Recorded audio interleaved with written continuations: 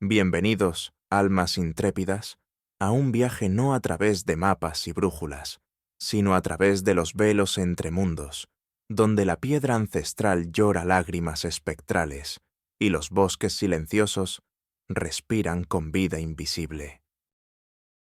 ¿Y si el aire mismo que los rodea, ahora mismo, resuena con los ecos de un pasado tan profundo, tan impregnado de dolor y furia, que sus espíritus aún caminan entre nosotros, invisibles pero innegablemente presentes?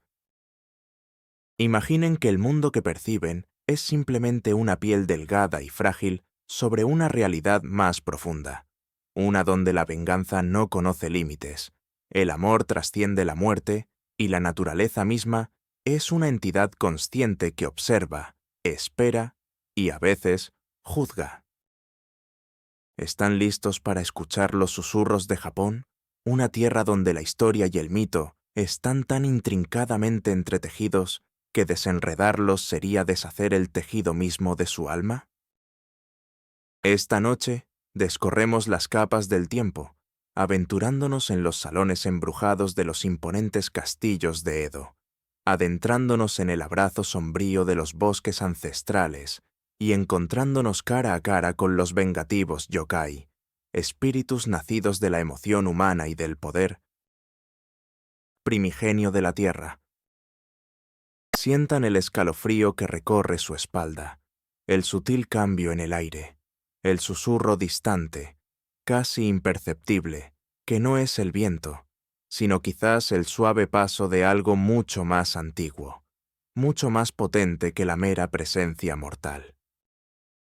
Este es nuestro mundo, nuestras historias, donde desenterramos las leyendas que se niegan a morir, las verdades que la historia tuvo demasiado miedo de registrar y los espíritus que perduran, exigiendo ser recordados. Los ecos del torreón del Shogun. Nuestro primer descenso al corazón espectral de Japón comienza donde el poder, una vez, residió con puño de hierro, pero donde incluso los más poderosos shogunes temblaban en el silencio de la noche, dentro de los muros laberínticos del castillo de Edo. Imagínense de pie al borde de esta colosal fortaleza, que una vez fue la más grande del mundo, con sus mismos cimientos impregnados de siglos de ambición, intriga y sufrimiento inenarrable. El aire aquí, incluso hoy, parece llevar el tenue aroma metálico de armaduras antiguas y el sutil perfume de kimonos de seda, un tapiz fantasmal tejido con incontables vidas vividas y perdidas dentro de sus formidables defensas. El castillo, ahora en gran parte reemplazado por el Palacio Imperial, todavía susurra sus secretos a través de los muros de piedra y fosos restantes, un testimonio monumental de una era feudal en la que el honor y la traición iban de la mano. Pero más allá de las maquinaciones políticas y las grandes ceremonias, en lo más profundo de los confines prohibidos del Ouku, los aposentos de las mujeres del shogun, se despliega una historia más oscura, una historia de promesas rotas, concubinas olvidadas y el escalofriante espectro de un dolor perdurable que dio origen a algunas de las apariciones más conmovedoras de Japón. ¿Han sentido alguna vez el peso de la historia oprimiéndolos, no solo como hechos abstractos, sino como una presencia palpable, un aliento frío en la mejilla, en una habitación aparentemente vacía? Esa es la esencia del castillo de Edo, un lugar donde los espíritus de los confinados, los traicionados y los que buscaron venganza se niegan a abandonar su dominio sobre el reino mortal. La historia de Lady Kasuga, la formidable institutriz que gobernó virtualmente el Uku durante generaciones, es legendaria, pero bajo su voluntad de hierro, innumerables vidas se desarrollaron en una silenciosa desesperación, dando lugar a persistentes relatos de figuras vestidas de un blanco vaporoso, con los rostros ocultos por las sombras que se deslizan por patios hace mucho tiempo pavimentados, sus gritos silenciosos resonando solo en los recovecos más profundos de la noche. Quizás la habitante espectral más infame del castillo de Edo sea la Dama de Blanco, una presencia apesadumbrada que se dice que vaga por los restos de Loku, cuya historia es una conmovedora ilustración de amor, traición y una maldición persistente que desafió incluso el paso del tiempo. Se creía que esta dama, a menudo representada vestida con las prístinas, pero escalofriantes, túnicas blancas de entierro de un fantasma, fue una mujer que sufrió una muerte agónica e injusta dentro de los muros del castillo, quizás una concubina atrapada en una red de intriga política, o una dama de compañía que se atrevió a enamorarse de alguien prohibido. Su corazón, roto y rebosante de deseos incumplidos, se negó a encontrar la paz, atando su espíritu a las mismas piedras que presenciaron su desesperación. Los relatos hablan de su toque helado, una repentina caída de la temperatura que señala su proximidad, y los débiles y melancólicos acordes de un koto o shamisen que suenan desde habitaciones vacías, una melodía de dolor pulsada por manos invisibles. Imaginen el escalofrío que recorrería su espalda al caminar por un corredor iluminado por la luna, solo para escuchar el rasgueo distante, un lamento por una vida truncada, un amor no correspondido. Esta aparición persistente servía como un sombrío recordatorio para quienes se encontraban dentro del Loku de que, incluso en el regazo del lujo, la verdadera felicidad era una ilusión fugaz y que la traición y el desamor podían sellar el destino de una persona a una existencia espectral y atemporal. El miedo a su presencia impregnaba el castillo, influyendo en la vida diaria, convirtiendo los susurros en jadeos aterrorizados y solidificando la creencia de que el pasado, por inconveniente que fuera, nunca podría ser verdaderamente enterrado. Más allá de las tragedias personales, el castillo de Edo también se convirtió en un nexo para apariciones políticas, donde los espíritus de aquellos ejecutados injustamente o llevados al suicidio por razones políticas se sumaron al tapiz espectral. Una de esas figuras fue Okubo Hikosaemon, un famoso samurái conocido por su honestidad e integridad, quien, según la leyenda, continúa deambulando por los terrenos del castillo, un espíritu guardián severo y recto, que ocasionalmente se aparece a funcionarios de alto rango para advertirles contra la corrupción o un peligro inminente, su voz espectral, un eco resonante de su convicción en vida. Se dice que su aparición, a diferencia de la afligida Dama de Blanco, es resuelta, vestida con el atuendo completo de samurái, un testimonio de su lealtad inquebrantable y su determinación de proteger al shogun incluso en la muerte. También hay susurros sobre los espíritus de los guerreros que murieron defendiendo el castillo durante los asedios, cuyas formas espectrales a veces se ven patrullando los muros exteriores, el resonar de sus armaduras y los gritos fantasmales de batalla llevados por el viento en las noches de tormenta, un escalofriante recordatorio del sangriento pasado del castillo. Estos centinelas espectrales desdibujan las líneas entre la historia y el folclore, haciendo que las mismas piedras del castillo de Edo parezcan vivas, imbuidas de los recuerdos y las presencias persistentes de innumerables almas que vivieron, murieron y quedaron eternamente ligadas a su formidable, aunque en última instancia frágil, dominio. Las historias del castillo de Edo, relatadas por generaciones de personal de palacio y samuráis, sirven como un profundo testimonio de la creencia japonesa de que las emociones fuertes, especialmente las nacidas del sufrimiento y la injusticia, poseen una energía que trasciende la muerte, tejiéndose en el tejido mismo del mundo, asegurando que algunas historias, algunos espíritus, simplemente nunca se desvanecerán, el rencor persistente de la novia traicionada.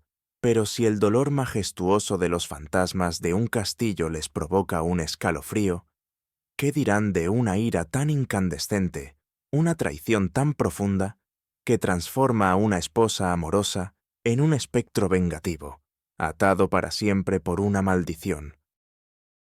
¿De sufrimiento inimaginable?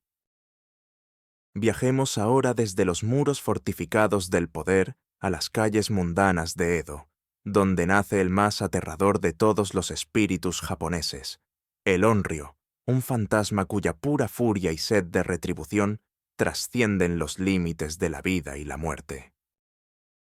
Y de todos los Onryo, pocos son tan icónicos, tan verdaderamente terroríficos, como Oiwa, la figura central de la legendaria obra de Kabuki Yotsuya Kaidan, o La historia de fantasmas de Yotsuya.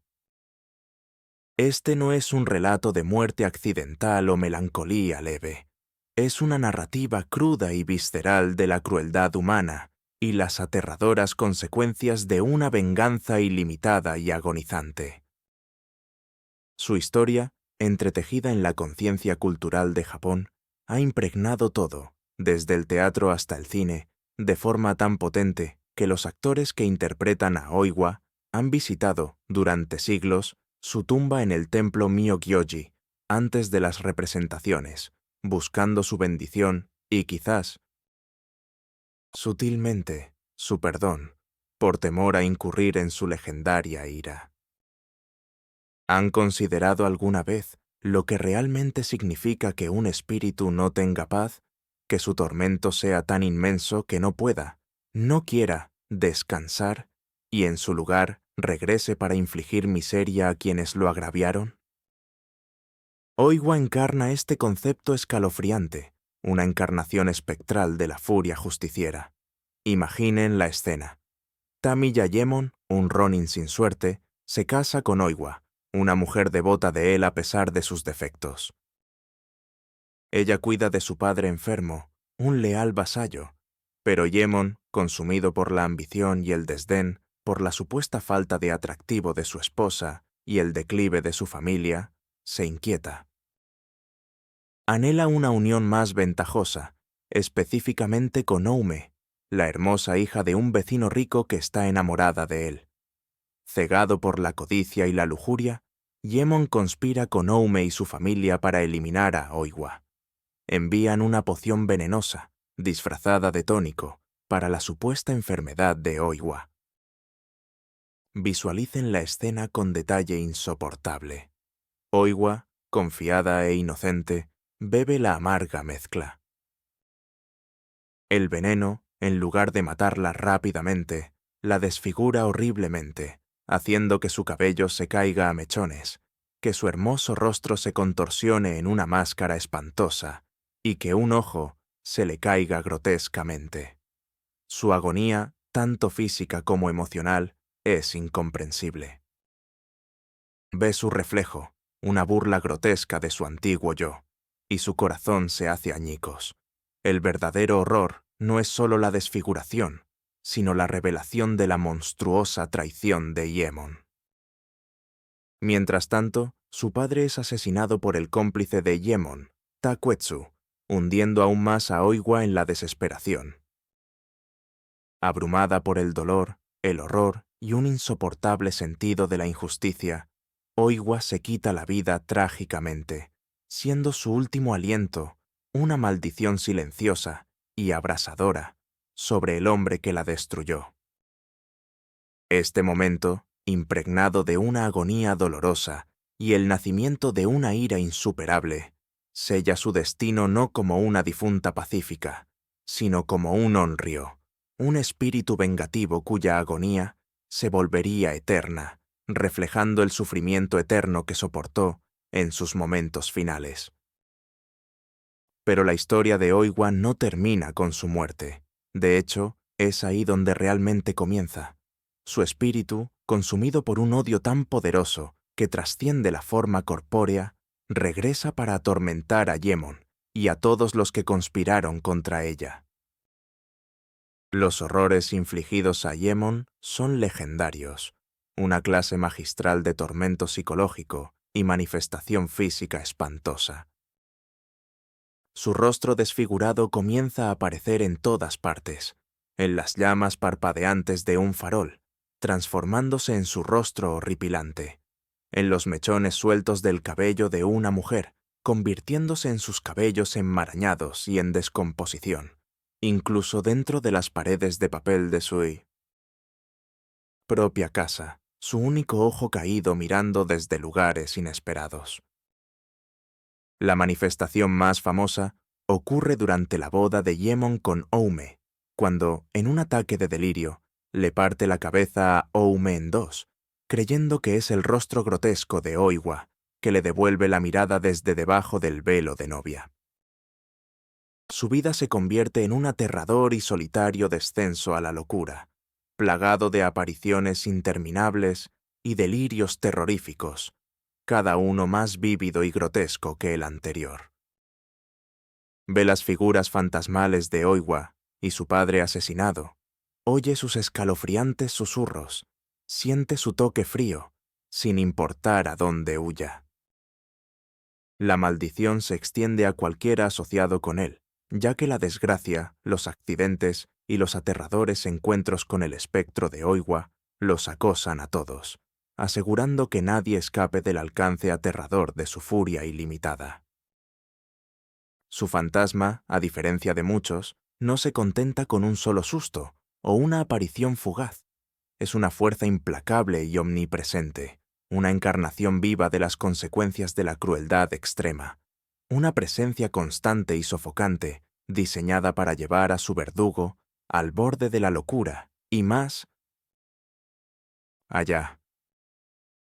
La historia de Oiwa sirve como una advertencia escalofriante y profunda, entretejida en el tejido mismo del folclore japonés, que las heridas más profundas, infligidas por la traición y la injusticia, dejan cicatrices imborrables no solo en los vivos, sino en la esencia misma de los difuntos, asegurando que su sufrimiento se convierta en un arma eterna de retribución. Susurros desde las cimas sagradas. Si el corazón humano puede dar a luz a espíritus tan escalofriantes, ¿qué hay entonces de los paisajes antiguos y primigenios que preceden a la memoria humana? Lugares donde las propias montañas albergan entidades, tanto sabias como terribles, cuyo poder está entretejido en la propia tela de la tierra. Ascendamos ahora desde las concurridas calles de Edo, dejando atrás el persistente aroma del incienso y el sabor metálico de la sangre vieja, y aventurémonos en las profundidades de las sagradas cimas de Japón, envueltas en niebla, donde los bosques respiran un silencio tan profundo que parece contener todos los secretos de los siglos. Aquí, entre los cedros milenarios y los acantilados escarpados, residen los Tengu, espíritus enigmáticos y poderosos, a menudo representados como humanoides, con largas narices o rasgos de pájaro, que poseen tanto destreza marcial como habilidades místicas. Son criaturas de dualidad, a veces guardianes benévolos de las montañas, protectores de los justos y maestros de artes marciales, otras veces embaucadores traviesos, demonios vengativos o incluso secuestradores de viajeros perdidos.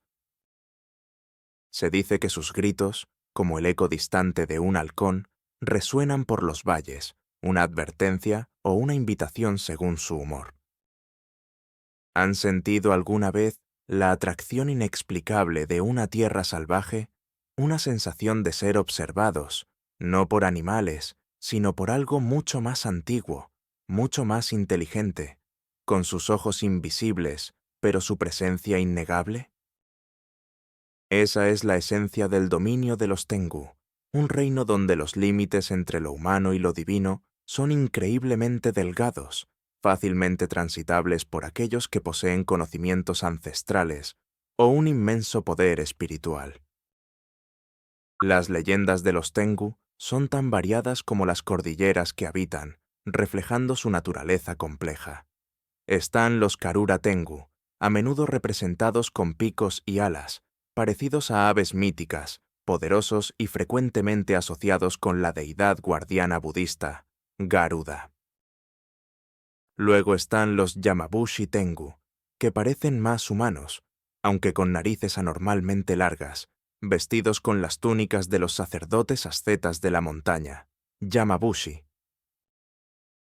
Estos Yamabushi Tengu son particularmente fascinantes, a menudo retratados como poseedores de un inmenso conocimiento de la medicina herbal, las artes marciales y la esgrima, descendiendo a veces de sus moradas en la montaña para enseñar a guerreros virtuosos o para poner a prueba la determinación de los peregrinos.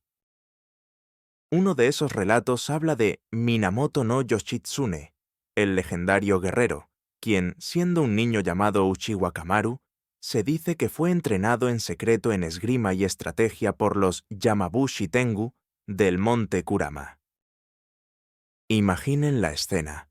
Un joven noble exiliado, abandonado en un templo remoto, encuentra consuelo y una profunda educación secreta no de maestros humanos, sino de estos antiguos y solitarios espíritus de la montaña, perfeccionando sus habilidades bajo la atenta mirada de seres que se encuentran en la frontera entre la deidad y el demonio.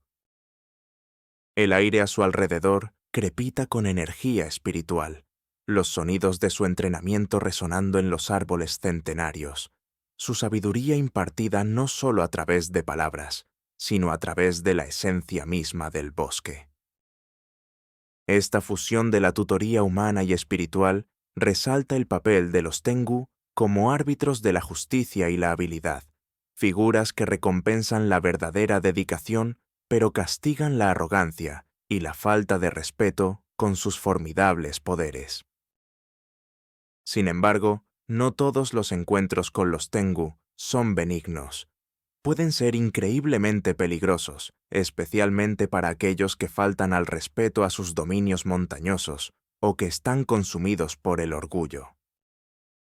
Las historias cuentan que los Tengu secuestran a los viajeros, especialmente a los niños, llevándoselos a sus fortalezas en las montañas, a veces devolviéndolos días o semanas después, desorientados y con recuerdos fragmentados, o no los devuelven en absoluto. Estos secuestros, a menudo atribuidos a los traviesos o malévolos Konoha Tengu, Tengu de hoja de árbol, pequeños y alados, servían como cuentos de advertencia, previniendo a la gente de aventurarse demasiado en la naturaleza inexplorada sin reverencia o una intención adecuada. También hay leyendas de Tengu que poseen a individuos, llevándolos a la locura o usándolos como peones en sus propias y oscuras batallas espirituales, sus voces resonando en la mente de la víctima, su voluntad subyugando la resolución humana. Se dice que el sonido de sus flautas o tambores espectrales desorienta a los viajeros, desviándolos hacia barrancos peligrosos o hacia el corazón de su territorio, donde la huida es imposible. La creencia generalizada en los Tengu fomentó un profundo respeto por las montañas, un reconocimiento de que estas majestuosas formaciones geológicas no eran meramente rasgos geológicos, sino entidades conscientes y poderosas, custodiadas por seres antiguos cuya voluntad podía moldear el destino. La presencia persistente de los Tengu, sus gritos llevados por el viento de la montaña, nos recuerda que incluso en nuestro mundo moderno, vastas extensiones de Japón permanecen indómitas, albergando secretos y poderes que desafían la comprensión humana, observando en silencio, siempre juzgando. Bajo el dosel ancestral, los vigilantes silenciosos del bosque. Desde las altas cimas donde reinan los Tengu, descendamos aún más profundo, al corazón mismo de los bosques primigenios de Japón, donde la luz lucha por penetrar el denso dosel y el aire está cargado del aroma de la tierra húmeda, las hojas en descomposición y el almizcle vibrante de la madera viva. Aquí, entre las raíces nudosas y los troncos imponentes que han permanecido durante siglos, moran los espíritus de los propios árboles, junto a antiguas ancianas de la montaña y esquivos seres acuáticos. Estos son los vigilantes silenciosos del bosque, criaturas intrínsecamente ligadas a la tierra, cuya existencia es un testimonio de la profunda reverencia de Japón por la naturaleza, pero también un recordatorio de que la naturaleza puede ser tanto protectora como aterradoramente indiferente. ¿Han entrado alguna vez en un bosque tan antiguo, tan intacto, que han sentido una palpable sensación de ser observados, una quietud que no era meramente la ausencia de sonido, sino una presencia activa y vigilante? Este es el dominio de los Kodama, los espíritus de los árboles antiguos, y de las Yamauba, las ancianas de las montañas, cuyos relatos resuenan tanto con la belleza como con el peligro de lo salvaje. El mero susurro de las hojas, el crujido de las ramas, el murmullo de un arroyo oculto, todos estos sonidos podrían atribuirse no al viento o al agua, sino a los movimientos lentos y deliberados de seres cuyas vidas se miden en milenios, no en meras décadas. Los Kodama, literalmente espíritu de árbol, o eco, se encuentran entre los espíritus de la naturaleza más sutiles pero omnipresentes de Japón. No suelen ser vistos, pero su presencia se siente como un zumbido suave, casi imperceptible, en los bosques antiguos, un calor reconfortante que irradia de un árbol particularmente viejo o de forma única, o un susurro llevado por una brisa que parece hablar directamente al alma. Se dice que talar un árbol habitado por un Kodama trae una terrible desgracia, enfermedad o incluso la muerte al perpetrador y a su familia, una consecuencia escalofriante que reforzó la profunda reverencia por los bosques ancestrales y la creencia de que todo ser vivo posee un espíritu. Imaginen una antigua aldea, enclavada al borde de un gran bosque, donde generaciones han transmitido advertencias sobre un cedro antiguo específico, su tronco lo suficientemente ancho como para formar una pequeña habitación, sus ramas extendiéndose hacia el cielo como brazos suplicantes. Los aldeanos podrían dejar ofrendas de vino de arroz o mochi en su base, buscando la bendición del Kodama para una buena cosecha o protección contra las enfermedades. Estos espíritus, aunque en gran parte pasivos, actúan como guardianes silenciosos de la salud del bosque, su bienestar intrínsecamente ligado a la vitalidad del mundo natural que los rodea. Su existencia silenciosa es un conmovedor recordatorio del delicado equilibrio entre la humanidad y la naturaleza, un equilibrio fácilmente roto por la falta de respeto, pero poderosamente mantenido a través de la reverencia y el asombro. Las historias de los Kodama subrayan un aspecto fundamental de la espiritualidad japonesa, que lo sagrado no se limita a los templos o santuarios, sino que está vivo en el mundo cotidiano, particularmente en los rincones más antiguos e intactos del paisaje natural. En las profundidades de las montañas, más allá de la presencia amigable, o al menos predecible, de los Kodama, reside una figura mucho más ambigua y formidable, la Yamauba, o bruja de la montaña. Estas antiguas mujeres de las montañas no son meramente ancianas, sino poderosos, a menudo aterradores, yokai, que encarnan los aspectos salvajes, indómitos y a veces caníbales de la naturaleza. Imaginen encontrarse con una anciana solitaria y aparentemente frágil en las profundidades de un bosque cubierto de nieve, que los invita a su humilde cabaña para calentarse y comer. El alivio que los inunda podría convertirse rápidamente en pavor cuando sus ojos, aunque amables, tienen un brillo inquietante y su hospitalidad comienza a sentirse como el preludio de algo mucho más siniestro. A menudo se describe a las Yamauba con una boca extra, quizás en la parte posterior de la cabeza, o con un cabello largo y desaliñado, y una fuerza que contradice su apariencia envejecida. Pueden ser cambiaformas, apareciendo como una hermosa doncella para atraer a los viajeros, o como una guía benévola, solo para revelar su verdadera y monstruosa forma cuando su presa está atrapada. Un famoso relato, Konjaku Monogatari-shu, relata la historia de una Yamauba que aparece como una anciana servicial guiando a un monje perdido, solo para revelar su verdadera naturaleza como una demonia devoradora de carne, de la que el ingenioso sacerdote apenas logra escapar. Estas historias servían como duras advertencias contra los peligros de la naturaleza, las apariencias engañosas de los extraños y el poder crudo e insensible de la naturaleza más allá de los confines de la civilización humana. Sin embargo, como muchos yokai, las Yamauba no son únicamente figuras de horror. En algunos folclores regionales también son vistas como seres sabios, maestras de remedios herbales e incluso proveedoras de riqueza o buena fortuna para aquellos que se acercan a ellas con respeto y humildad. Podrían custodiar minas de oro ocultas o poseer el conocimiento de potentes plantas curativas, otorgando estos dones a quienes se consideran dignos. Hay relatos de ciertas Yamauba que ofrecen refugio a mujeres embarazadas, actuando como parteras, o criando a niños abandonados, enseñándoles los caminos del bosque e infundiéndoles una fuerza sobrehumana.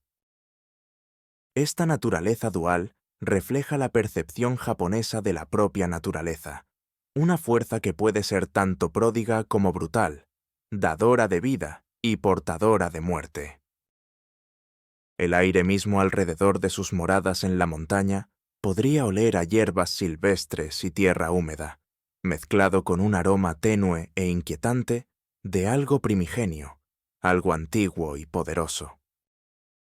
Su presencia refuerza la idea de que las partes más profundas del bosque no son meramente espacios vacíos, sino reinos repletos de vida invisible, supervisados por entidades cuyo antiguo poder exige respeto y cuya sabiduría, aunque a menudo dura, es profunda. El eco persistente de la carcajada de una Yamauba o el suave susurro de un kodama en un árbol antiguo nos recuerda que los bosques de Japón no son meramente un paisaje, sino entidades vivas y palpitantes, vigilantes silenciosos de nuestro mundo, con sus antiguos secretos aún guardados celosamente bajo sus densos y susurrantes doseles. Y así regresamos de los corredores espectrales del castillo de Edo, de los gritos atormentados de un Onryo y de los enigmáticos dominios de los Tengu y los antiguos vigilantes del bosque. ¿Han sentido el escalofrío que impregna estos relatos? El sutil temblor que susurra sobre realidades más allá de nuestro alcance inmediato. Hemos viajado a través de un Japón donde el pasado no es meramente historia, sino una presencia viva y palpitante, donde las emociones fuertes, amor, lealtad, traición y venganza, pueden tallar marcas imborrables no solo en los corazones humanos, sino en el tejido mismo de la existencia, dando lugar a entidades que desafían los límites de la vida y la muerte. El aire que nos rodea, quizás, se siente un poco más pesado ahora, cargado con la presencia persistente de estos espíritus, sus historias, resonando en el silencio de la noche. Cada crujido de una casa vieja, cada susurro en la oscuridad, cada repentino punto frío, ¿podrían ser meras coincidencias o son las señales sutiles de que los espíritus de los que hemos hablado nunca están realmente lejos, con sus ojos vigilantes sobre nosotros incluso mientras relatamos sus antiguas tradiciones? Quizás la verdad más inquietante es que estas leyendas no son meramente cuentos fantásticos de un pasado lejano, sino profundos reflejos del perdurable espíritu humano, su capacidad tanto para el sufrimiento inmenso como para la ira sin límites, y su conexión innata con un mundo mucho más misterioso y vivo de lo que a menudo nos atrevemos a imaginar.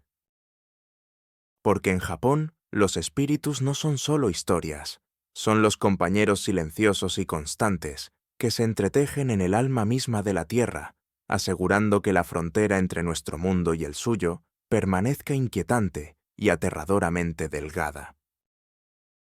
Y a medida que la noche se hace más profunda, puede que se encuentren escuchando un poco más atentamente los susurros en la oscuridad, preguntándose qué presencia invisible podría estar observándolos, justo más allá del velo.